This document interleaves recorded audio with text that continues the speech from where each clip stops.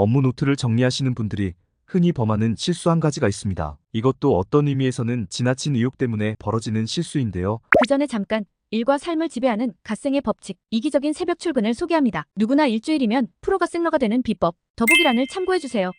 업무 노트를 의욕적으로 정리하시는 분들이 흔히 범하는 실수는 바로 기록을 체계적으로 분류하려는 시도입니다. 많은 분들이 정보가 입수될 때 자료의 성격을 평가하고 카테고리별로 분류하려는 시도를 합니다. 그러나 이런 시도는 의도와 달리 매우 비효율적입니다. 정보를 카테고리별로 나누다 보면 정보가 여러 곳에 흩어져 단절될 가능성이 큽니다. 나중에 이 정보들을 리뷰할 때 연결된 정보를 일관되게 파악하지 못할 수 있습니다. 새로운 정보가 입수되면 어느 카테고리에 속해야 하는지 명확하지 않은 경우가 많습니다. 카테고리 관리의 핵심은 정확한 위치에 보관하는 것인데 잘못된 위치에 정보를 보관하면 일관성이 깨지게 됩니다. 이러한 관리 방식은 시간이 지날수록 더욱 복잡해지는 경향이 있습니다. 저도 이런 경험이 있습니다. 회사에서 프로젝트를 맡아 진행하면서 프로젝트를 위한 노트를 따로 만들어 보았습니다. 관련 기록을 체계적으로 정리할 목적으로 회의 기록, 아이디어, 진행 상황, 문제점 등으로 카테고리를 나누기로 했습니다. 처음에는 각 카테고리에 맞게 기록을 분류하는 것이 나름대로 잘 작동하는 것처럼 보였습니다. 하지만 프로젝트가 진행되면서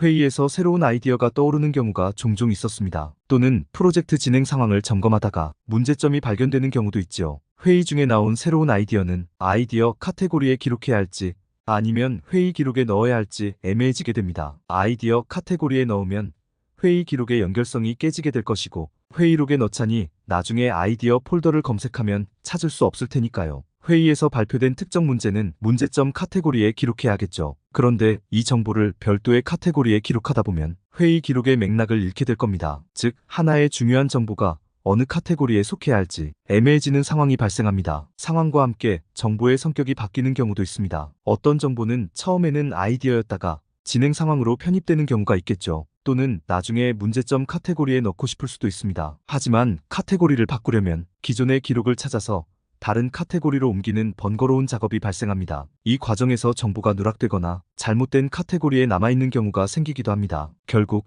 처음에는 체계적으로 보였던 카테고리 나누기가 시간이 지나면서 오히려 정보 관리의 복잡성을 증가시키고 필요한 정보를 찾거나 전체적인 맥락을 이해하는데 어려움을 초래하게 됩니다. 즉, 카테고리를 지나치게 세분화하면 기록의 효율성이 떨어지고 정보의 단절과 혼란을 초래할 수 있음을 보여줍니다. 카테고리를 고집하면 검색도 불편해집니다. 어떤 정보가 어느 카테고리에 속해 있는지 기억하기 어려우니 모든 카테고리를 일일이 뒤져야 합니다. 정보가 다중 카테고리에 걸쳐 있거나 카테고리 간 혼동이 생기면 중요한 정보를 놓치기 쉽습니다. 가끔씩 집에 가구 배치를 바꾸고 싶고 책상 서랍을 대대적으로 정리하고 싶듯이 기록 체계도 바꾸고 싶을 때가 반드시 발생합니다. 이때 카테고리별로 분류된 기록을 새로운 체계에 맞게 재분류하는 작업은 심리적으로 큰 부담을 줍니다. 따라서 저는 모든 자료를 하나의 저장소에 모아두는 것을 강력히 권유합니다. 반드시 카테고리를 나누어야 하는 경우라면 월별 또는 연도별 등의 날짜를 기준으로 카테고리를 나누실 것을 권해드리고 있습니다. 날짜 기반 카테고리는